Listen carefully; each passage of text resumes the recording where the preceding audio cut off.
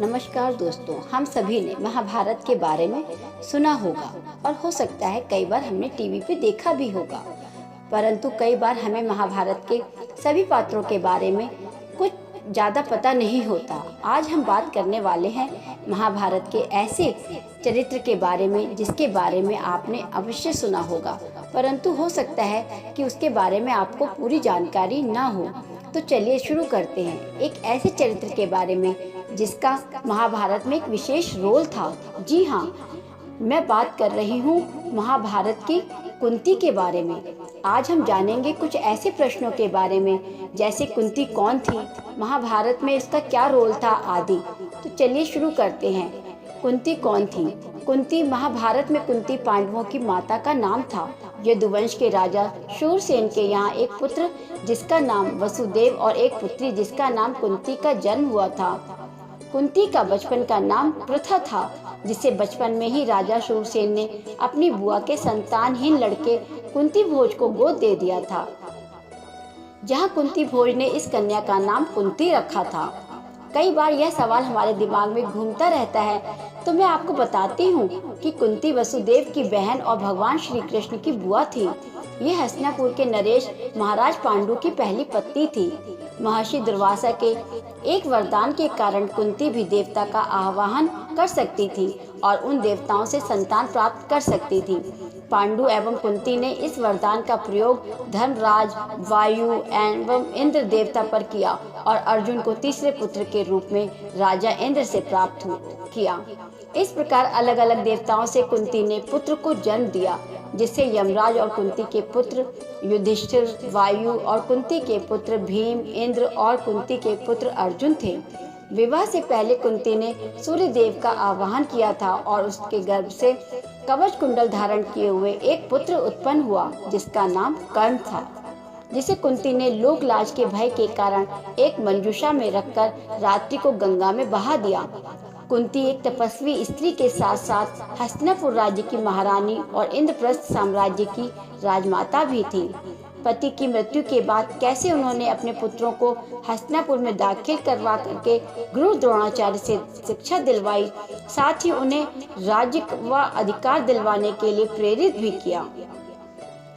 कुंती का विवाह योग्य होने पर कुंती का स्वयंवर रचा गया, जिससे कई राजा और राजकुमारों ने भाग लिया, जिसमें हस्तिनापुर के राजा पांडु को कुंती ने जयमाला पहना करके पति रूप में स्वीकार कर लिया। कुंती का वैवाहिक जीवन सुखमय नहीं रहा। पांडु की दो पत्नियां कुंती और मौद्री थी। कहा जाता है आखेट के दौरान राजा पांडु ने हिरण समझकर मैथुन रथ ने एक किदम्ब ऋषि को मार दिया था और मरते वक्त ऋषि ने श्राप दिया था कि तुम भी मेरी तरह मरोगे जब तुम मैथुन नरथ होगे। इस शाप के चलते पांडु अपनी पत्नियों के साथ जंगल चले जाते हैं। वे सन्यासियों का जीवन जीने लगते हैं, लेकिन राजा पांडु को हमेशा इस बात की चिंता सताती रहती थी कि उनकी कोई संतान नहीं है। कई बार वे कुंती को समझाने का प्रयत्न करते हैं कि उसे किसी ऋषि के साथ समागम करके संतान उत्पन्न कर लेनी चाहिए, परंतु कुंती इस बात के लिए राजी नहीं होती। फिर एक बार वह अपने वरदान के बारे में बताती हैं। तब पांडु की अनुमति से युधिष्ठिर, अर्जुन, भीम आदि संतानें उत्पन्न होती हैं। कुंती मौद्री को भी दुर्वासा ऋषि द्वारा दिया गया मंत्र सिखा देती हैं, जिससे मौद्री दो अश्विनी कुमारों का आवाहन करती हैं, जिससे उन्हें नकुल और सहदेव नाम के पुत्रों की प्राप्ति होती है। राजा पांडु की मृत्यु। वन में नदी के किनारे राजा पांडु अपनी पत्नी के साथ भ्रमण कर रहे थे। वातावरण अत्यंत रमणीक था और ठंडी शीतल हवा चल रही थी। अचानक ही वायु के झोंके से मौद्री का वस्त्र उड़ गया। इससे पांडु का मन चंचल हो उठा और वे मैथुन में प्रवृत्त हुए ही थे कि शापवश उनकी मृत्यु हो गई। कहते हैं कि मौद्री उनके साथ सती हो जाती हैं।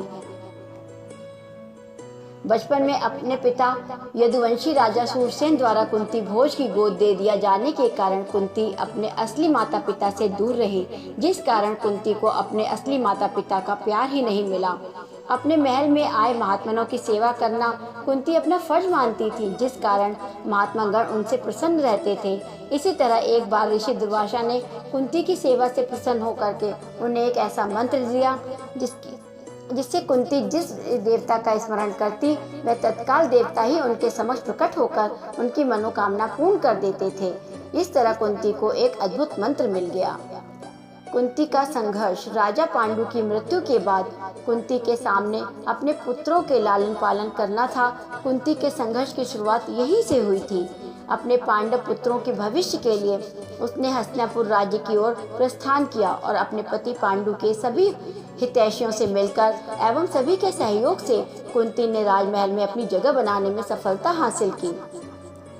राजमहल में कुंती का सामना गांधारी, शकुनी और दुर्योधन से हुआ, जिन्होंने उनके समक्ष कई समस्याएं पैदा कर रखी थी। अब कुंती और गांधारी में अपने अपने पुत्रों को राज्य का पूर्ण अधिकार दिलाने की अप्रत्यक्ष जंग शुरू हो गई। शकुनी और दुर्योधन ने मिलकर पांडवों को कई षड्यंत्र रचे। एक बार दुर्योधन द्वारा भीम को जहर देकर गंगा में फेंक दिया गया था। मूर्छित अवस्था में भीम बहते हुए नागों के लोक पहुंच गए। वहां विषैले नागों ने उन्हें खूब डसा। अत्यधिक डसने के कारण भीम के शरीर में जहर का असर कम होने लगा। भीम की मूर्छा टूटने पर उन्होंने नागों को मारना शुरू कर दिया। इस बात की यह खबर नागराज वासुकी को हो गई और तो वह स्वयं भीम के पास पहुंचे। आर्यक नाग ने भीम को पहचान लिया, क्योंकि स्वयं आर्यक नाग भीम के नाना के नाना थे। भीम ने उन्हें अपनी बात बीती हुई सुनाई कि कैसे उन्हें गंगा में धोखे से बहा दिया गया था। यह सुनकर आर्यक नाग ने भीम को हजारों हाथियों का बल प्रदान किया, कुंडों का रस पिलाया, जिससे भीम और भी शक्तिशाली हो गए। कुंती और पांडवों को मारने के उद्देश्य से शकुनी और दुर्योधन ने छल से इनको लाक्षागृह में रुकवा दिया, क्योंकि रात में इस घर में आग लगाने की योजना बनाई गई थी। परंतु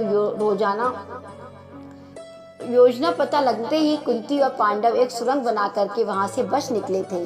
परंतु उस आग में एक ग्रामीण जलकर मर गए थे और उनकी लाशों को कुंती और पांडवों की लाश मान करके वहां से बचकर कुंती और पांडव जंगल की ओर चले गए थे। उस जंगल में नरभक्षी राक्षस हिडिंब का राज्य था और उसकी पुत्री का नाम हिडिंबा था। जंगल में पहरा दे रहे भीम को देखकर हिडिंबा उस पर मोहित हो गई और बाद में कुंती के आदेश से भीम को उससे विवाह करना पड़ा, जिससे उसको एक पुत्र मिला जिसका नाम घटोत्कच था। कुंती की मृत्यु। महाभारत के युद्ध के करीब 15 वर्षों के बाद गांधारी, कुंती, धृतराष्ट्र और संजय वन की ओर प्रस्थान करते हैं। यह करीब 3 साल तक गंगा किनारे एक घने वन में छोटी सी कुटिया बनाकर रहते हैं।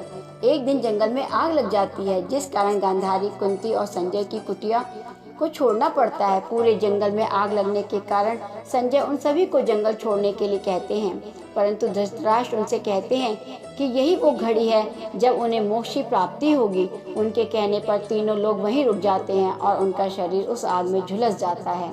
संजय उन्हें छोड़कर हिमालय की ओर प्रस्थान करते हैं, जहाँ वे एक सन्यासी की तरह रहते हैं। इस प्रकार कुंती की मृत्यु हो जाती है।